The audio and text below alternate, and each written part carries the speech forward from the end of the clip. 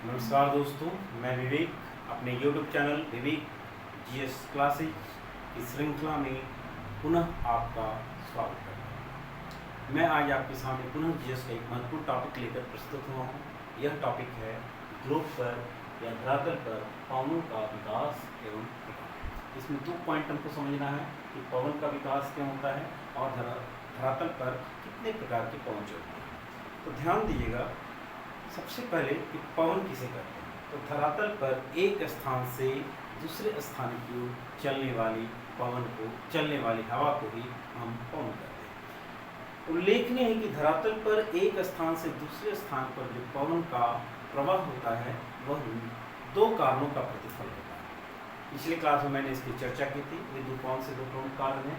तो पहला कारण है वायुदाब प्रवणता बल और दूसरा कारण है कोरियोलिस।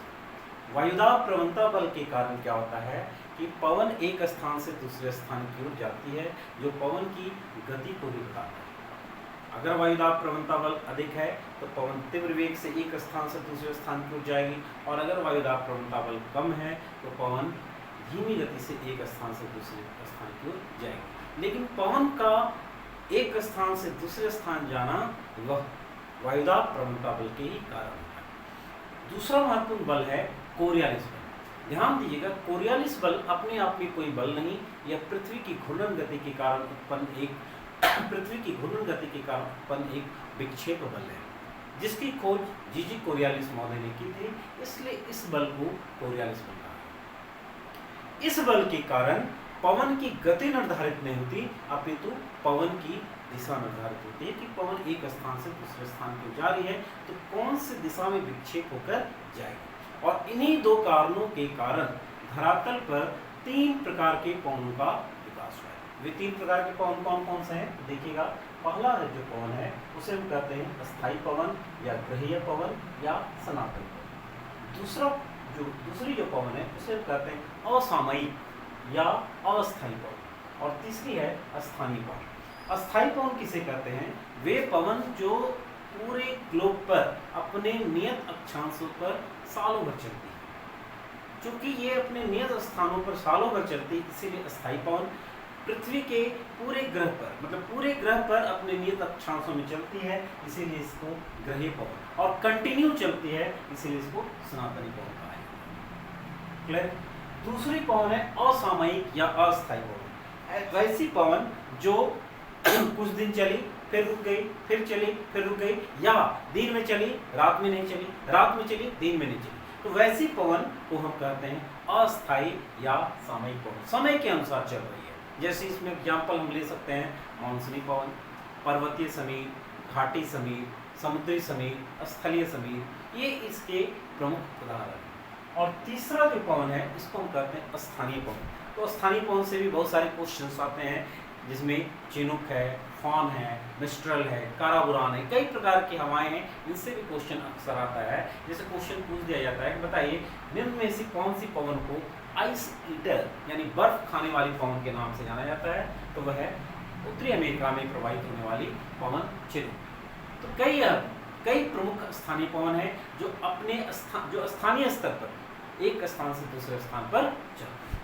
आज हम चर्चा करेंगे अस्थायी पवन के संदर्भ। अस्थायी, तो ध्यान दीजिएगा, ग्लोब पर वायुदाब की पेटियों के आधार पर 7 वायुदाब की पेटियों के आधार के 7 अस्थायी पवन के आलोक में ग्लोब पर 3 प्रमुख अस्थायी पवनों का विकास हुआ। ये 3 प्रमुख अस्थायी पवन कौन कौन से हैं? तो सबसे पहला है व्यापारिक पवन, दूसरा है पछुआ पवन और तीसरा है ध्रुवीय। अब हम आ जा रहे हैं सबसे पहले व्यापारिक पवन। व्यापारिक पवन की स्थिति क्या है? तो ध्यान दीजिएगा, यह पवन जो है उपोष्णकटिबंधीय अक्षांशों में या अयनवर्ती प्रदेशों में चलने वाली पवन है। इसको आप इस तरीके से बोल सकते हैं कि यह पवन जो है उष्णकटिबंधीय पवन है। इसकी उत्पत्ति कैसे होती है? तो पिछले क्लास में मैंने वायुदाब की पेटियों के विकास के क्रम में इसको थोड़ा सा समझाया था। अभी मैं इसके बारे में विस्तृत रूप से आपको बता रहा हूँ।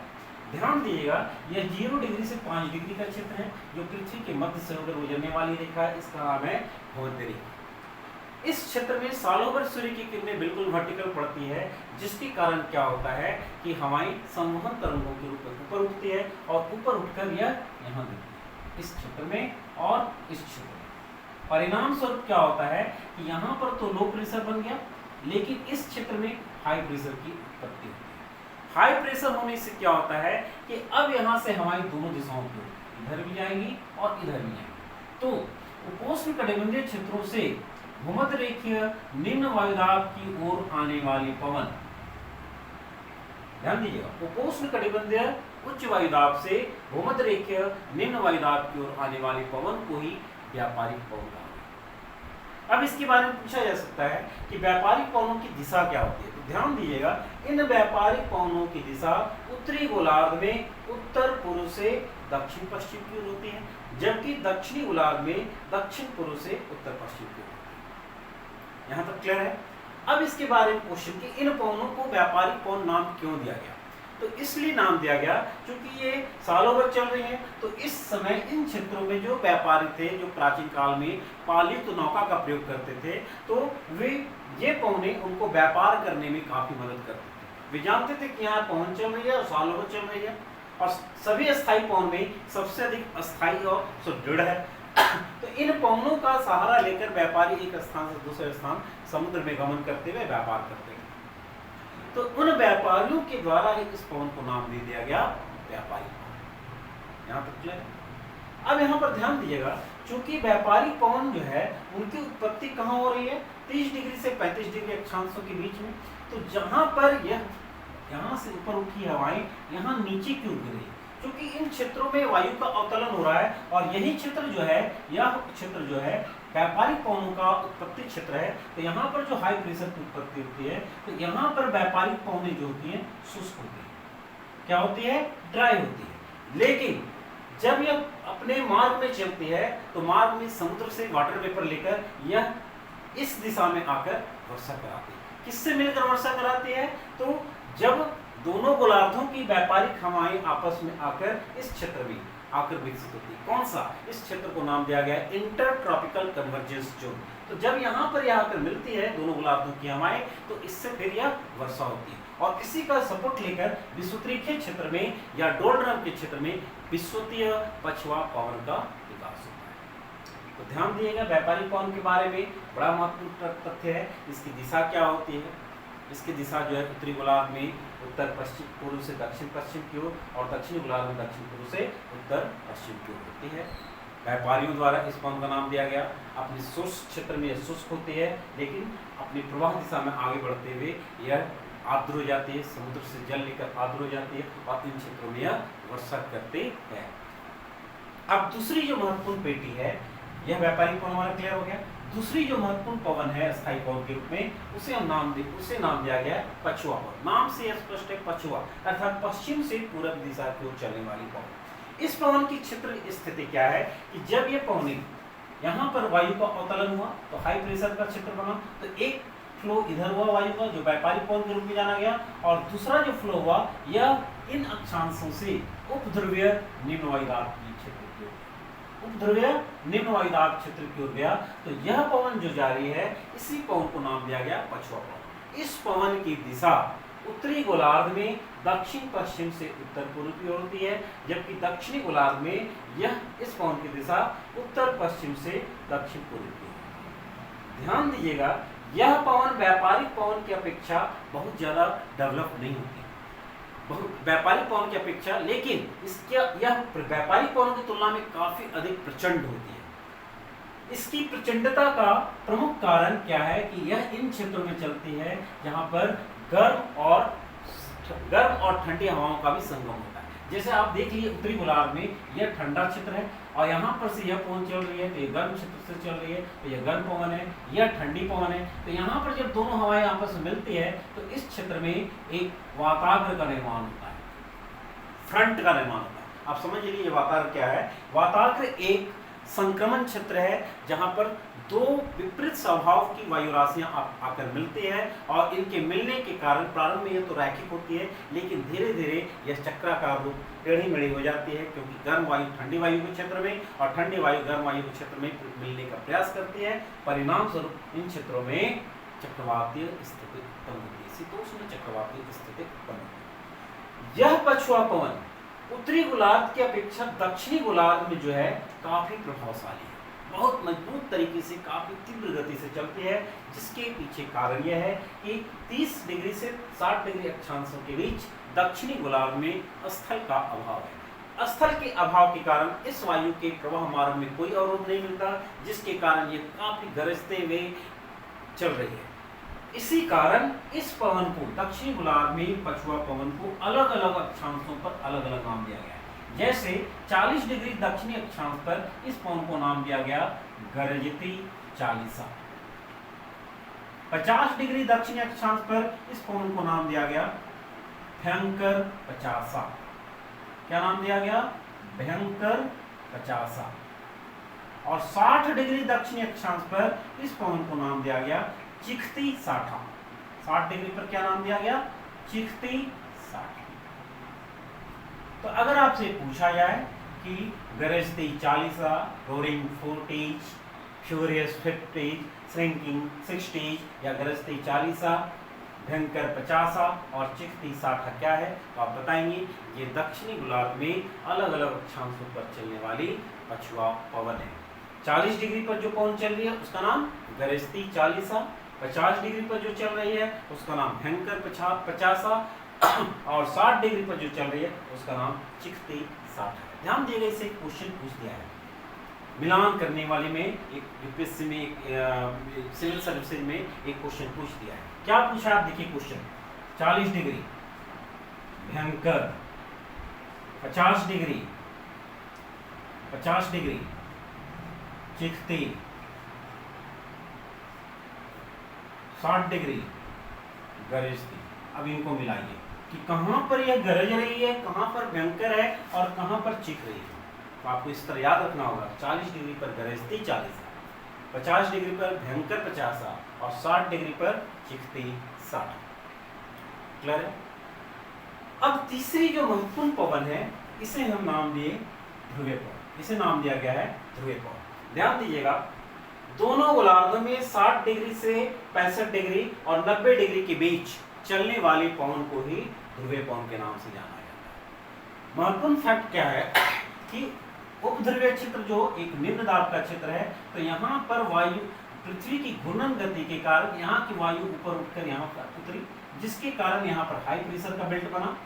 और इसके अलावे यहाँ पर इतनी अधिक ठंड है कि स्वाभाविक रूप से यहाँ पर हाई प्रेशर का बेल्ट बन जाता है। यह एक थर्मल एयर प्रेशर बेल्ट है। तो यहाँ पर जब हवाएं यहाँ पर जब हाई प्रेशर का क्षेत्र है तो इस लो प्रेशर के क्षेत्र की ओर हवाएं चल रही है।